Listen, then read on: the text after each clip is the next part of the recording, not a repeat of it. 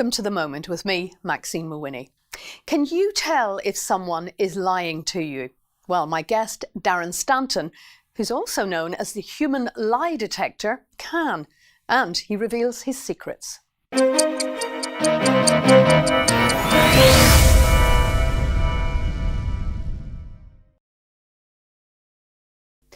Darren, what was your moment? So my moment is that precise time when I'm speaking to an individual and I get sufficient tells and gestures from them that lets me know that they're being deceptive. So it's that gotcha moment. What's a tell or a gesture? So a gesture or a tell is a break in their baseline behaviour. So essentially when I'm talking to somebody, I'm assessing lots of different things about them. And then at some point in the interview or when I'm speaking to them, there'll be a sudden shift in emotion or a change in a number of behaviours. And that's the kind of moment that I know that there's something not right. Talk me through the behaviours. What is it you're looking for? What is it people do to make you suspicious? So first off is voice. So for example, if someone's talking at a certain pitch or a certain speed, and at some point in that interview, the pitch goes up or the voice cracks or they continue to clear their throat at a given moment, then that becomes a tell. So we don't accuse somebody of being deceptive from one tell. We're looking for about 7 or 8 different gestures. Next thing is I'm assessing where people look with their eyes. So there's a correlation between emotion and where people look with their eyes for information. And again, at a given moment in that interview when the person's feeling quite stressed or under threat of being discovered, there'll be again a shift, a change in their pattern of behaviour. And is this thing about looking up perhaps to one side that we hear about? Yeah, so it's called eye accessing cues. So for right-handed people, they tend to say that when people look up and left, they're remembering visual memories. When people look left to their ear, that's auditory memories. And then when people are constructing something or making something up, they'll tend to look up and right for visual memory, visual construction, and then tend to look to the rear for auditory construction. So if they're trying to kind of make up a conversation that never happened or make up a memory that never happened, they'll shift. For left-handed people, it's reversed, so it gets quite complicated. And this is obviously done unconsciously. It is unconscious gestures, yeah, that people make. Can you stop it? If you know about it, can you stop yourself doing it? You can maybe effectively change 1 or 2 gestures, but in terms of when you're looking at 7 or 8 different gestures, it becomes quite difficult no matter who you are, how well you're trained. So if someone knows to look for, they'll even discover it with me. What about expression of emotion? Yeah, so effectively, even though we can experience lots of different emotions, they say that effectively we only demonstrate 7. So we can show being happy, being sad, fear, anger, surprise, contempt and disgust. And these are fleeting flashes of emotion that last about the 1/5 of a second, and we call them micro-expressions. Can you mask them? Not really. If you know what to look for, again, if you're just focusing on micro-expressions alone, you potentially can mask them, but then the other gestures then obviously are affected. Okay, so we talked about eyes, we've talked about voice, we've talked about emotion. What else is there? In terms of the face as well, so the fight or flight syndrome, when people are obviously stressed, blood is pumped or away from certain key areas on the face. So for example, lips will go very pale, bottoms of their ears will go very pale, cheeks will either flush up. So again, it's quite a noticeable change and shift in emotion. You have to be quite observant then, don't you? Yeah, it's about setting that intention to really take full sort of stock of that person as a whole. So this is just the face. We've not even sort of covered the rest of the body yet. So just in terms of the actual gestures that the face gives off, there's about 10 different things that we look for. Let's look at the body then. What happens there? For a long time, there was a myth that if we folded our arms, for example, it was disinterest or being deceptive, or we're sort of blocking that other person. Sometimes that is true in conjunction with other body language, but sometimes just folding our arms is a comfortable posture. So we need to be careful first off that when someone folds their arms, that it is truly a deceptive gesture and not just a comfortable posture. But again, people will want to get away from the threat as quickly as possible, so they'll tend to create distance, so they'll move away from the other person if they can quite quickly. So what, leaning back or stepping back. Maybe if they're delivering information to the media, they'll step back from the podium unconsciously because it's trying to create that distance. Similarly, coffee cups, clipboards. These are all things that are used as sort of barriers. White knuckles. Yeah, white knuckles. Anything like that gives off, that creates a bit of a barrier between them and the perceived threat. And what about a pose, so the legs and the actual stance? Yeah, again, if someone's quite animated generally when they're speaking, and then at that moment where we are seeing these changes in gestures, if their hands become then suddenly very, very less animated and they sort of, withdraw themselves into a ball almost, then that is another key gesture, a red flag that there's been a sudden change in the emotion that they're thinking. Is it possible for someone to completely cover up all of this, so therefore you would think that they are not lying when in fact they are?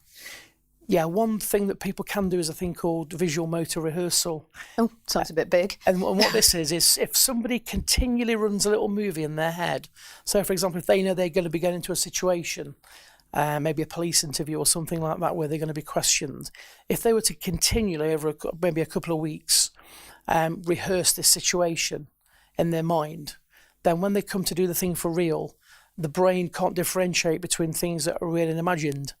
So it will almost have an idea of the perfect, sort of demonstration of yourself. So it's a way of creating the perfect version of that situation.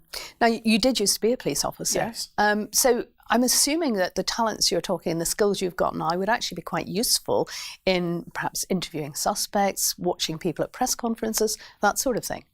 Yeah, in terms of evidence, obviously a lot of these things on evidential, although it is quite useful in leading, as a police officer, it was always useful in leading me towards certain things. So when a suspect gave off a certain gesture, I knew that was a bit of a quite an important thing that I've mentioned.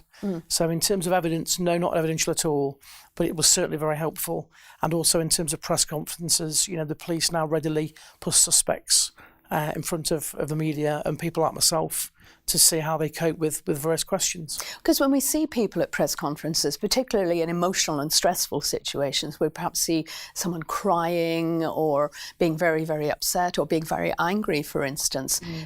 Can that mask actual guilt? Yeah, I've sort of assessed quite a few people in front of cameras and stuff that will end up being guilty, and what they tend to try to do is create this idea of, if this was a real situation, so if I was really innocent, what would an innocent person do in this situation? And a lot of the time they are just constantly crying. Now, with people that we've seen that are genuinely grief-stricken, they move in and out of emotion. They move in and out and have these waves of different things and feelings. So it is quite prevalent. You can see it, quite easily if you know what to look for. And again, it's just people have this idea of, what is the perfect almost persona of someone that's innocent. So it's like playing the role. It's playing the role. It's like being an actor. They try to give off, all of the perceptions that they're totally innocent. Now, tell us about some of the things that you've worked on, because I've got a list here. The UK general election live debates, for instance. What were you looking for there? Yeah, so again, in terms of any anxieties or any sort of gestures, interactions between the different politicians. So I worked on sort of 2010 and 2016 elections, 15, sorry. And I was just looking for signs, not specifically deception, but times that when certain politicians were maybe stressed, or even though they're trying to give off the idea that they were perfectly happy to speak about a particular topic, that they weren't. They maybe flashed a few micro expressions of their own. O.J. Simpson, you mentioned here. I actually covered that trial in the United States, and we would waver from one day to the other with what was going on. What did you make of it all? Yeah, I think he flashed quite a number of very, very interesting sort of tells and behaviours. And I also worked on the parole hearing as well, a couple of years ago when he was paroled. So what sort of things was he doing? Well, there's a thing in psychology called duping delight. And what that means is that when we feel we're getting away with something, we have this unconscious smile that comes over our face. And it's something that we all experience. It's almost like maybe somebody has got too much change in the shop. Do they go back and be honest, or do they keep it? So I saw lots of gestures like that were incongruent with the situation almost. I'm going to ask you a biggie here. Have you looked at Donald Trump and his behaviour? I've been asked to extensively to work on Donald Trump. I mean, I did about a month's work just on his handshake. He tends to be totally congruent with what he says. So I've genuinely not seen any inconsistencies in terms of what he says to the media. So he believes it? He believes it. And it's because he believes it, does that mean he's coming across as truthful? Yeah, absolutely. Let's look at actors, because in films they're playing a role, so they obviously have to believe in that. They immerse in that character. Can you tell if you're watching a movie that that actor's really not in there? Yeah, sometimes. Again, when for example, like the method actors, they're really in the moment. They tend to be the best people at being the better actors. And certainly, again, if someone was to treat, say, a police interview like an acting role and really immerse themselves using method acting, that they probably would be able to get away with it and not give off any tells at all. Do your friends like you? I think they're used to it now. I think they're sort of used to me. So, yeah, they just tend to be quite truthful most of the time, I think. When you walk into a room, though, and can you look around if people are talking? Are you suddenly just looking for all sorts of things? Yeah, I don't walk in and I'm not kind of consciously switched on all the time. But I suppose because I've been doing it for the best part of 15 years now, like most professions that people have, I just kind of sink into that unconscious sort of part of my mind. So, yeah, generally, certainly things like networking meetings, things like that, you can tell quite quickly who's getting on with who's not getting on with who, etc. You also work in interview situations, don't you, when companies are hiring people. How does that work?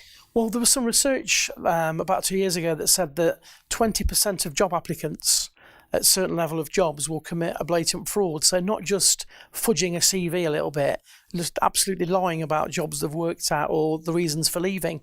So I train HR and also sit in as a silent observer and watch candidates as they're being put through their paces at job interviews. And have you found people who have been less than honest?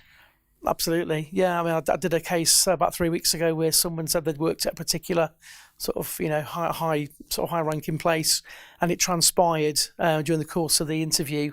I saw about 12 or 13 different tells in that interview around this job, and then when the HR went away to vet them, they discovered they'd never actually worked there. Success.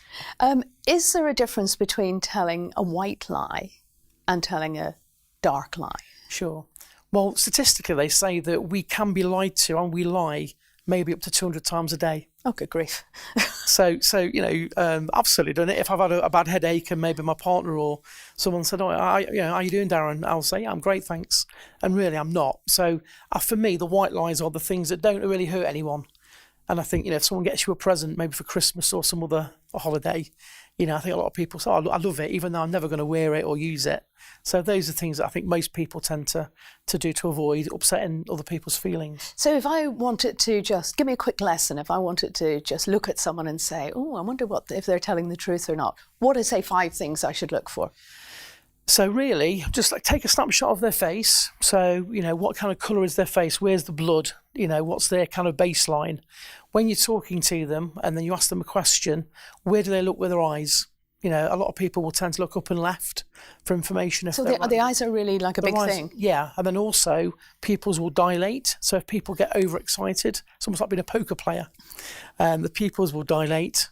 And then look in terms of, are they matching your posture? With matching and mirroring. Like myself, I spend a lot of time in coffee shops sort of writing and things like that. And you can see that people that are getting on really well naturally will mirror each other. So you can maybe look at that person in relation to you and are they standing at a right angle, or are they facing you and mirroring your language? That basically means that they're in rapport with you. You mentioned poker, just very briefly. Can you tell?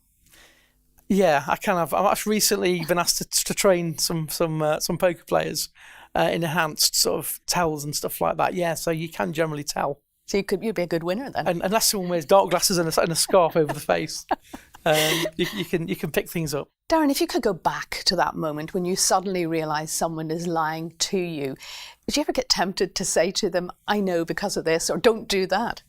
Yeah, in fact, sometimes I feel like the old Detective Columbo. I have a lot of respect sometimes for these people because they're nice people, but I almost want to whisper to them, look, if you'd only done this, I wouldn't have caught you out. That one little gesture, that one little tick or tell that you gave away, that's the one reason why I've caught you out. Darren Stanton, thank you very much. Pleasure. Thank you.